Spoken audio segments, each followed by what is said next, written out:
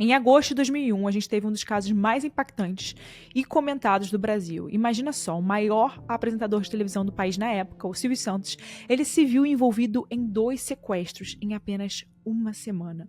Hoje eu vou te contar todos os detalhes sobre o sequestro do Silvio e o da filha dele, a Patrícia Bravanel, pelo mesmo sequestrador, o Fernando Dutra Pinto.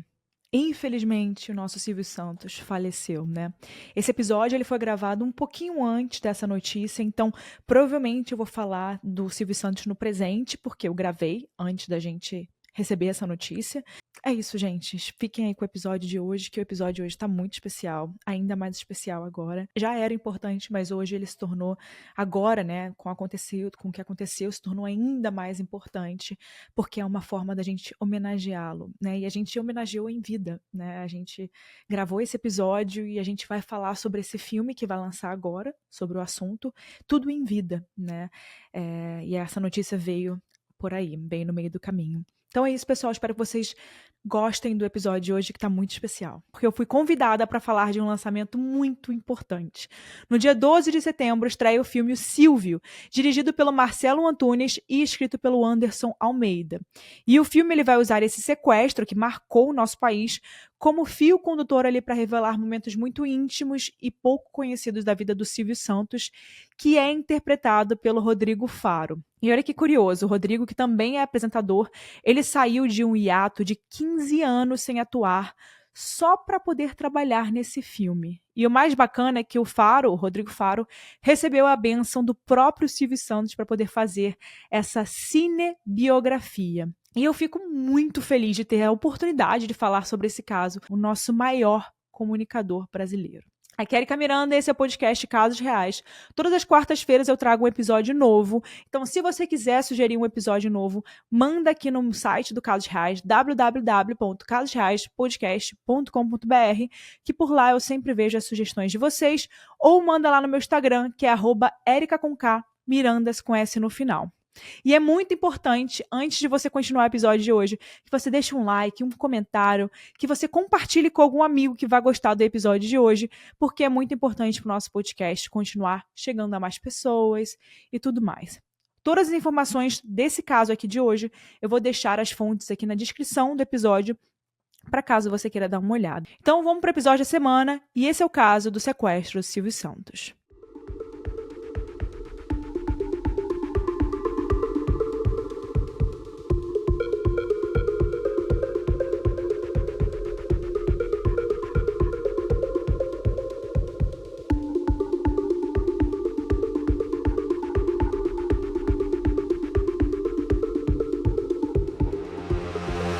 No Jornal Nacional, o William Bonner abriu o programa com a seguinte frase, abre aspas, os mais inventivos roteiristas de cinema, os mais criativos autores de romances policiais se surpreenderam com os fatos registrados em São Paulo, fecha aspas. Tudo começou no dia 21 de agosto de 2001. Naquela manhã, 2 homens vestidos de funcionários dos Correios tocaram o interfone da mansão do Silvio, no Morumbi, bairro de São Paulo. E eles anunciaram que tinha uma entrega. Assim que o porteiro atendeu, esses homens que estavam armados imobilizaram o vigia, abriram o portão da garagem da mansão e deixaram que o resto ali dos outros criminosos entrassem. Eles invadiram a garagem com um carro, que era um Corsa, que tinha sido roubado dias antes. Renderam os outros funcionários e sequestraram a Patrícia Bravanel, que é uma das 6 filhas do Silvio Santos. Vocês com certeza devem conhecer ela, né? Hoje em dia, ela também trabalha como apresentadora e desde 2023 ela comanda ali o programa do Silvio Santos no lugar do pai. Inclusive, uma entrevista recente, a Patrícia disse que os sequestradores tinham como alvo a Renata, que era a irmã mais nova, né, da família. Só que a Renata ela já tinha saído para a escola, então eles decidiram levar a Patrícia mesmo, que tinha só 23 anos e estava ali na mansão porque ela tinha se atrasado para a faculdade. Os bandidos colocaram a Patrícia dentro do próprio carro da Patrícia, abandonando o Corsa e foram embora. Então ela foi levada para um cativeiro que ficava no Morumbi, a poucos quilômetros da própria mansão. E segundo a Patrícia, ela ficou amarrada no começo, mas depois que eles perceberam que ela era tranquila e que não ia causar nenhum escândalo, né, brigar, gritar ou tudo mais, ela acabou ganhando a confiança deles, que deixaram ela desamarrada. A Patrícia ainda afirmou que os sequestradores trataram ela muito bem, deixando ela inclusive assistir televisão. O secretário de Segurança Pública de São Paulo, que na época era o Marco Vinícius Petreluzzi, ele foi acionado muito rapidamente e a delegacia anti-sequestro também foi logo acionada. A polícia então começou as investigações e eles usaram esse Corsa que foi abandonado como ponto de partida. A comunicação entre a família Bravanel, que é a família do Silvio Santos, e os sequestradores se dava ali por um telefone que tinha sido deixado pelos bandidos. E vocês devem imaginar o tamanho que esse caso tomou ali por conta dos nomes, né, da família, nome dos envolvidos, né? E só trazendo ali, gente, um pouquinho de história, né, de quem é o Silvio Santos, né, quem são eles. O Silvio Santos nasceu em 1930 com o nome de Senhor Abravanel. Silvio Santos é um nome artístico. E o Silvio, ele acabou se tornando uma figura muito inspiradora no Brasil, né? Aquele de verdade brasileiro que conquista as coisas, porque ele teve muito sucesso em tudo que ele fez, fama, começando do zero. E quando ele tinha por volta ali dos seus 16 anos, ele começou a trabalhar como camelô, vendendo capas de plástico para documentos, aquelas capinhas para proteger tipo identidade, essas coisas. E ele sempre se interessou pela comunicação, por entreter as pessoas. A primeira experiência dele em um veículo de comunicação foi como locutor na Rádio Guanabara. E durante esse período em que ele trabalhou em rádios, o Silvio ele teve uma relação muito próxima com Manuel de Nóbrega, que é um artista que criou vários programas, como, por exemplo, a Praça da Alegria. Hoje, a Praça da Alegria não existe mais, mas tem um sucessor.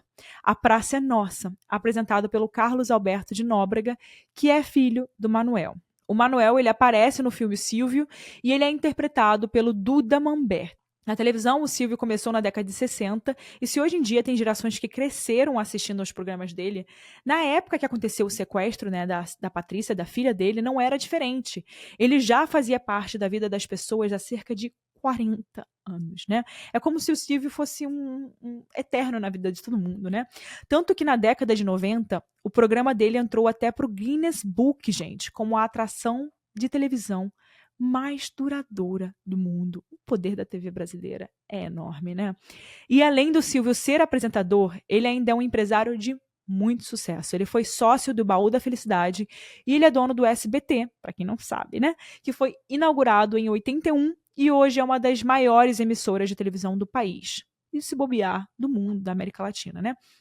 Ou seja, ele era e ainda é uma das pessoas mais reconhecidas e famosas do Brasil. Esse caso ali dos sequestros, claro, chamou a atenção do mundo inteiro, não apenas do Brasil. Até o presidente, né, na época, o Fernando Henrique Cardoso, ficou ali acompanhando pela televisão o que estava acontecendo. Só que 6 dias depois desse sequestro da Patrícia, 3 guardas municipais de Cotia, que não tinham nada a ver com a investigação ali dos sequestros, eles estavam fazendo uma ronda como qualquer outra em um condomínio fechado. E por um acaso, eles encontraram uma demarcação de cal na calçada. Para quem não sabe, cal é um composto químico muito utilizado ali na construção civil para fazer argamassas e para preparar ali alguns processos de pintura. Seguindo essa trilha de cal, os guardas encontraram um homem no meio de um matagal. Esse homem estava com um rádio montado em uma bicicleta. O suspeito ele foi botado dentro do banco de trás da viatura e algemado. Mas, vendo aquilo ali tudo acontecendo, outros homens se aproximaram dos policiais e começou um tiroteio. Alguns dos bandidos fugiram, mas um deles foi preso, Marcelo Batista de Santos, de 27 anos. Com Marcelo preso, a polícia descobriu que, na verdade, tinha pego por acaso um dos integrantes da quadrilha de sequestradores. E essa trilha encontrada era onde provavelmente aconteceria o resgate da Patrícia. Os guardas de Cotia receberam pouco ou nenhum crédito ali por essa operação, mas ela foi um acaso feliz para a família Bravanel, porque, né, com um dos sequestradores presos, as investigações puderam acelerar. Marcelo foi interrogado por um delegado, ele confessou o sequestro e entregou o comparsa Esdra Dutra Pinto, de 19 anos, que também foi preso. Marcelo foi interrogado por um delegado e ele logo confessou o sequestro e entregou ali outro comparsa, que era o Esdra Dutra Pinto, de 19 anos, que também foi preso. E com o Esdra, a polícia encontrou armas, munição, perucas, uma camiseta de funcionários dos Correios, uma corda, uma biografia do Silvio Santos e uma Bíblia parcialmente queimada. Não há confirmação se realmente houve pagamento pelo resgate, mas de acordo ali com notícias da época, R$ 500 mil foram supostamente entregues a um dos sequestradores, mas a própria Patrícia negou que houve pagamento. O que se sabe é que depois disso ela foi colocada no próprio carro e liberada na Marginal Pinheiros. Assim, ela voltou para casa dirigindo sã e salva. Foram 7 dias de sequestro, de angústia para a família Bravanel e de intensa cobertura jornalística, mesmo que o Silvio Santos tenha pedido no início para a imprensa se afastar, para manter essa situação em segredo, mas parece que não foi ouvido, né? As pessoas realmente, a imprensa continuou ali falando e transmitindo esse caso em tempo real, né? Depois de voltar para casa, a Patrícia deu uma entrevista com a participação do Silvio na varanda da mansão. Inclusive, é um momento muito famoso, né? Você deve aí, se você é daquela época, você deve se lembrar desse momento, porque ficou muito marcado, né? Essa foto aqui, eu vou colocar até aqui um trecho para vocês verem. Essa entrevista, ela virou icônica, muito porque as pessoas repararam que depois de toda aquela situação complicada, tensa, a Patrícia, ela estava feliz, sorridente, ela se mostrava muito tranquila com essa situação. E esse, com certeza, é um dos momentos ali marcantes que eu tô mais ansiosa para poder ver nesse filme, que eles vão retratar ali no Silvio, no filme Silvio, e eu tô muito animada para poder ver como é que vai ficar essa cena. A Patrícia, ela afirma que essa experiência de ser raptada, na verdade, fortaleceu a fé dela. Ela disse que foi como se fosse um encontro com Deus. Gente, olha que interessante. Numa entrevista recente para um podcast, a Patrícia, ela disse que uns meses antes de tudo aquilo acontecer, ela teve um sonho tipo profético. No sonho, ela nadava no meio de um monte de tubarões, mas que apesar do perigo, os tubarões não atacavam ela. Ela estava segura. E ela disse que normalmente ela nem teria lembrado desse sonho, ela só se lembrou mesmo, ficou marcado na cabeça dela, porque uma das funcionárias da mansão dela apareceu nesse sonho, brevemente. Por um acaso, a Patrícia ficou com aquilo na cabeça para poder contar para essa funcionária. Então, no dia do crime, assim que a Patrícia foi colocada dentro do carro pela quadrilha, os sequestradores anunciaram o que estava acontecendo e se apresentaram como Tubarão 1, Tubarão 2 e Tubarão 3 e assim por diante, né? Então, gente, na hora, a Patrícia se lembrou desse sonho e ela disse que muito por conta disso, ela ficou tranquila, porque ela sabia que ela estava com Deus, que ela estava segura e que ela ia sair bem daquela situação, que ela ia sobreviver àquela situação e que nada ia acontecer com ela. Depois do retorno da Patrícia, ainda estavam foragidos 2 sequestradores, entre eles Fernando Dutra Pinto.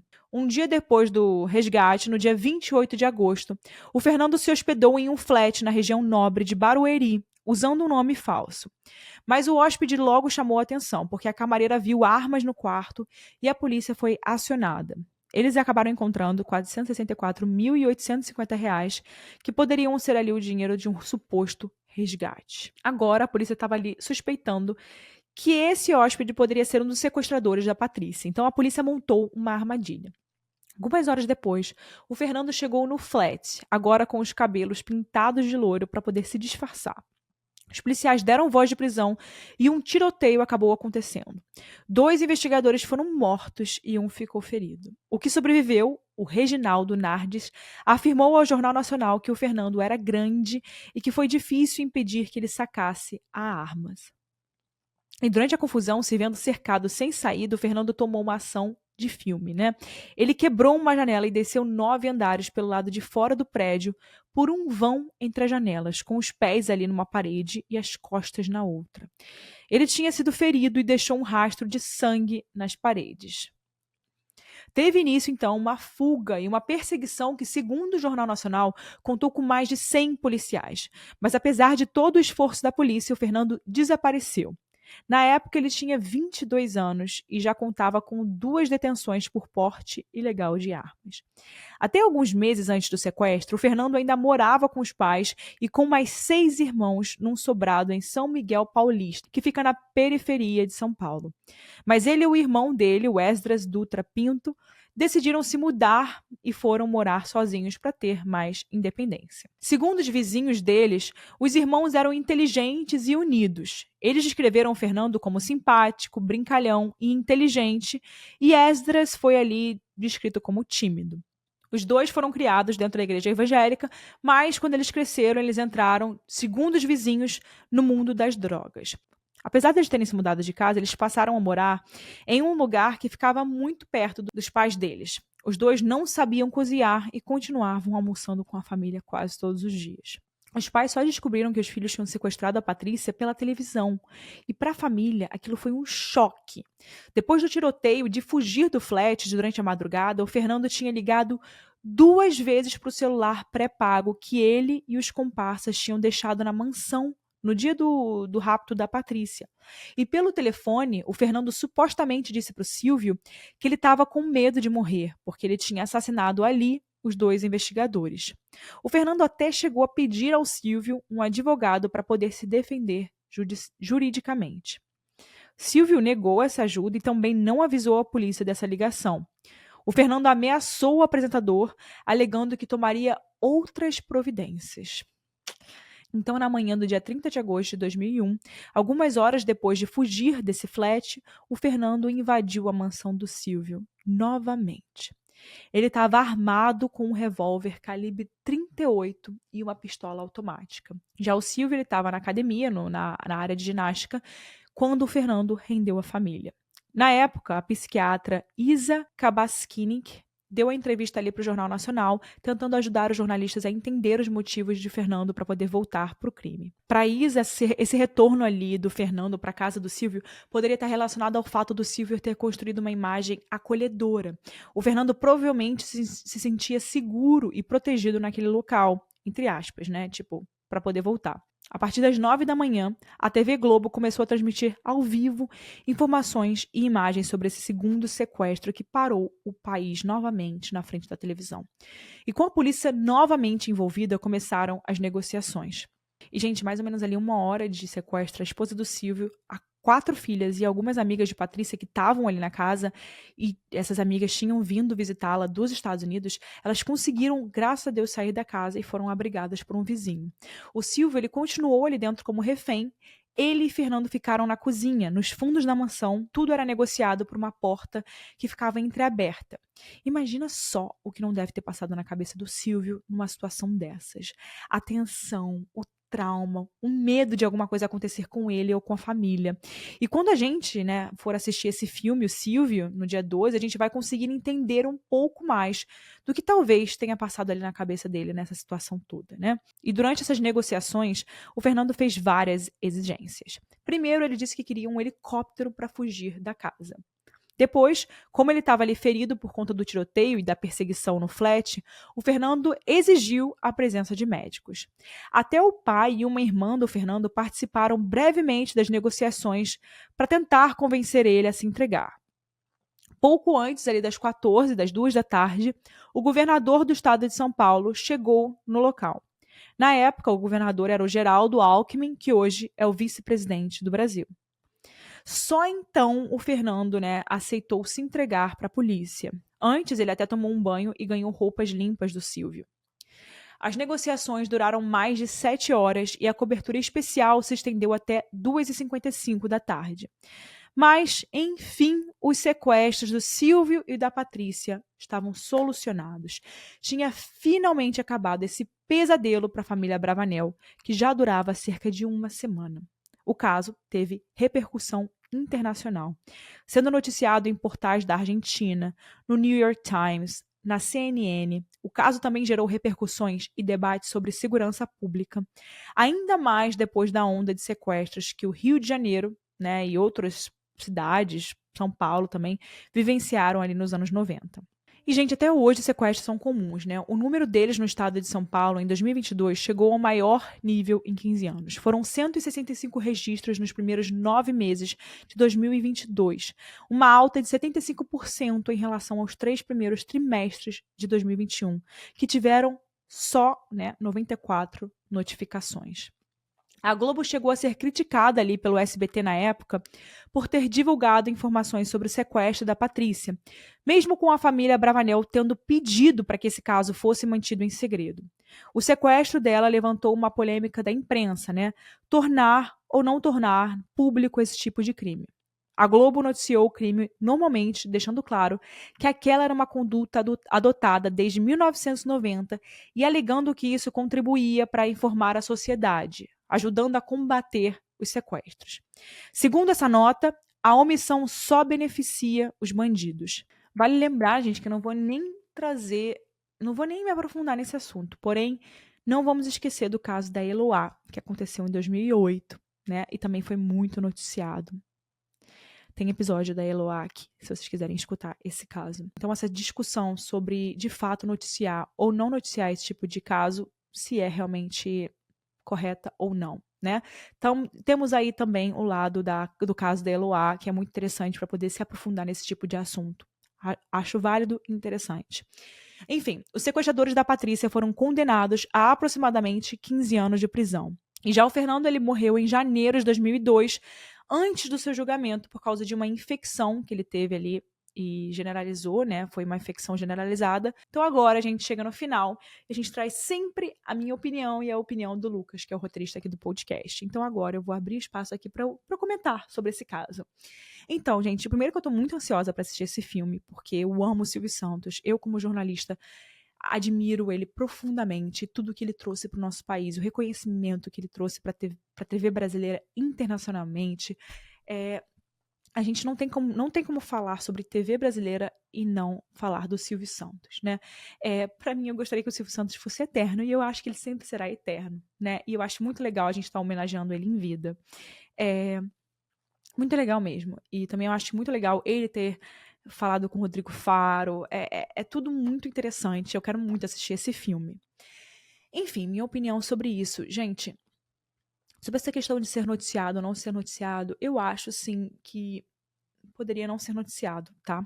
Eu acho que tivemos grandes casos ali, muito famosos no Brasil, que, graças a Deus, deu tudo certo no caso do Silvio, né? As pessoas, sim, perderam a vida nesse caso, como a gente soube. Porém, as pessoas que foram sequestradas saíram bem dessa situação. Porém, tivemos o caso da Eloá, que não foi isso que aconteceu. A história não terminou bem e foi extremamente espetacularizado, né? O caso da Eloá, enquanto estava acontecendo, e isso afetou muito o resultado, né? Foi realmente a mídia interferiu no decorrer da história. E eu acho que isso não deve acontecer, não pode acontecer. Então, essa questão, né, da Globo ter falado muito sobre o caso na época, eu não acho que foi correto. Eu acho que poderiam ter, de fato, deixado um pouquinho, né, menos sensacionalista. Enfim, essa é a minha opinião. E agora vamos ouvir o que o Lucas tem para dizer. Sobre esse caso, de acordo com o Extra, os advogados do Fernando entraram com um processo contra o Estado falando que, na verdade, o Fernando tinha sido assassinado na prisão, né, depois dele ter sido ali espancado, envenenado, só que isso nunca foi, na verdade, comprovado.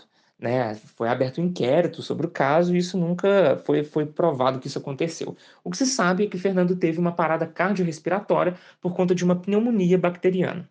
E aí o processo rolou, né? Depois de vários recursos, os pais do Fernando conseguiram uma sentença para poder receber ali um dinheiro relacionado a danos morais, já que a justiça entendeu que o Fernando estava sob custódia da Secretaria de Segurança Pública e ele tinha que ter a vida dele garantida. Né? O valor foi arbitrado em 50 mil para cada um dos pais do Fernando, só que em 2021, cerca de 20 anos depois da morte do Fernando, eles ainda estavam aguardando esse dinheiro, ainda não tinham recebido. Então é isso, pessoal. Muito obrigada por escutarem mais um episódio do Casos Reais. Se você chegou até aqui, não deixa de comentar, não deixa de deixar sua opinião. Eu adoro. E também não deixa de compartilhar com algum amigo seu. Vai que alguém aí vai gostar desse episódio também, algum amigo seu que vai adorar, que vai comentar com você sobre esse episódio. Então é isso. Vejo vocês na próxima semana com mais um episódio do Casos Reais. E não se esqueçam de assistir o filme Silvio, que estreia no dia 12 de setembro, gente. É um filme que vai ser muito importante para o nosso cinema brasileiro.